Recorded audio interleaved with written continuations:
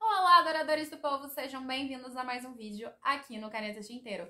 Meu nome é Camille Pezino e hoje a gente vai falar de uma obra geracional. Ela foi cedida em parceria pela editora Companhia das Letras e é um dos títulos da autora famosa por pessoas normais, que é a Sally Rooney. A gente está falando de Belo Mundo Onde Você Está. Então vamos fazer um breve resumo, uma breve análise e falar um pouquinho dessa edição. Então, vem conferir. Fazendo o resumo de Belo Mundo Onde Você Está.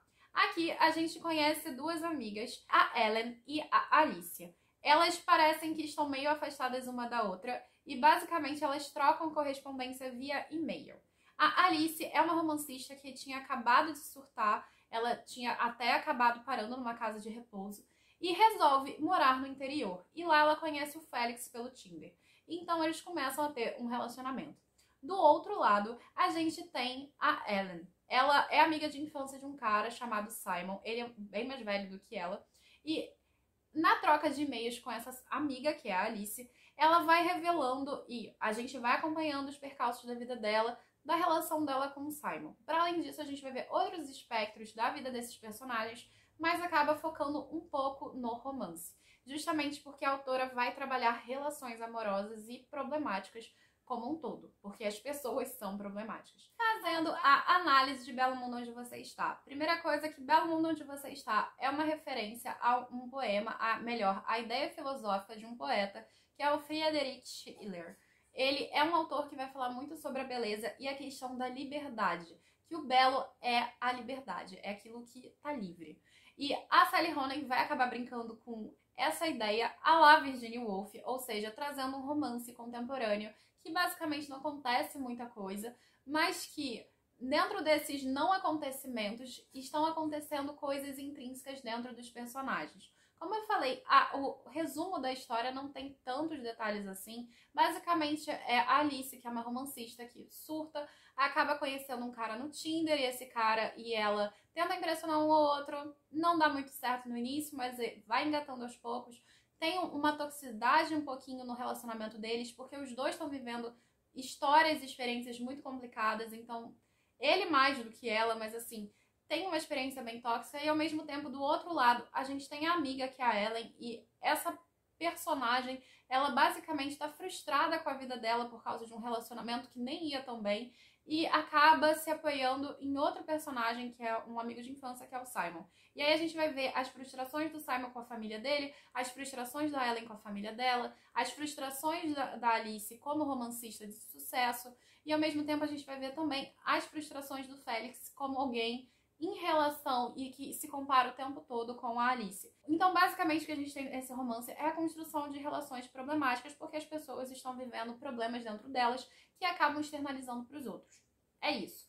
É um livro geracional que vai falar muito sobre a construção do que é belo em dois sentidos. Primeiro, metafórico-filosófico, na busca do que existe de belo no mundo e de belo dentro dos indivíduos e por um outro lado, muito mais real e palpável, é o que existe de belo nas relações humanas, nessa construção em que duas pessoas se juntam e acabam construindo um elo suficientemente bonito, belo, não só para os outros, mas para elas mesmas.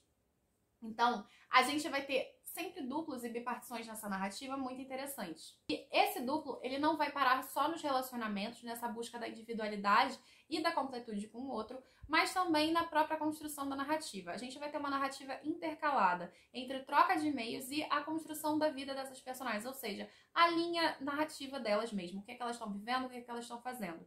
E é bem interessante que esse livro lembra muito, por exemplo, textos como de Platão ou até mesmo do Oscar Wilde, do Retrato de Dorian Gray, porque basicamente o que a gente vai encontrar aqui é um tratado filosófico a respeito do belo intercalado à vida dessas millennials. E é bem interessante porque esse tratado do belo que elas vão construindo não é uma coisa forçada e propositada e focada no belo, mas acaba se focando no belo porque é a busca daquilo que é belo, é a busca daquilo que vale a pena na nossa vivência, na nossa experiência de vida.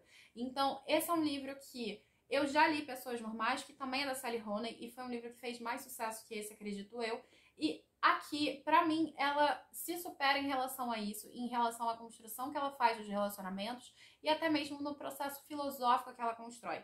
Não menos importante, a Sally Rooney, ela botou um pouco da experiência, acho que, de vida dela. Ela não gosta muito de dar entrevistas, ela não gosta muito de aparecer. E o que acaba acontecendo hoje na mídia e hoje nas redes sociais, e isso é uma coisa que os fãs não têm culpa de fato, mas é uma coisa que acontece, é que pressionam muito o autor ao ponto de tirar um pouco da individualidade, tirar um pouco da privacidade dele, como se ele fosse um artista, como, por exemplo, um ator. E aqui a gente vai falar muito dessa frustração dela como autora, de pessoas invadindo a sua privacidade e que isso é um pouco incômodo. E de fato eu acho muito importante destacar isso, porque um autor, ele tá escrevendo nas páginas do livro já muito do que é dele. Você não precisa entrar na vida pessoal dele. Ela, como autora, acaba trazendo aqui críticas muito contundentes a respeito dessa invasão de privacidade e de como isso pode se tornar incômodo e nocivo e tóxico para o autor. Então, eu gostei muito de como ela foi pontuando a carreira da Alice. São problemas psicológicos que alguém com sucesso ou alguém sem sucesso podem acabar enfrentando, porque a gente vai ter um contraponto entre a Alice e a Ellen, da mesma forma que a gente tem um contraponto entre a vida cotidiana e esse tratado do belo que elas vão trazendo ali para fazer uma complementação da vida delas. Não menos importante, a gente vai ter questões políticas e religiosas muito bem marcadas nesse livro. Então vai estar trazendo também temas bem polêmicos que são bem interessantes de serem discutidos. Porque a gente tem essa ideia de que a gente não deve discutir futebol, religião e política. Mas, na verdade, justamente pela falta de discussão a respeito disso, é que a gente está onde a gente está hoje. Então a Sally Rooney vai trazer essa ideia, essa proposta de uma maneira bem interessante. Por fim, não menos importante, eu acho que a Sally Rooney destaca muito sobre o desenvolvimento da persona, o desenvolvimento do eu. E é uma coisa que é importante para fazer a gente refletir. Então esse é um romance que, para além do Tratado do Belo, o questionamento filosófico, o questionamento de temas muito polêmicos, também está falando sobre o eu, sobre a construção de toda uma geração que tem muitas expectativas que não foram supridas.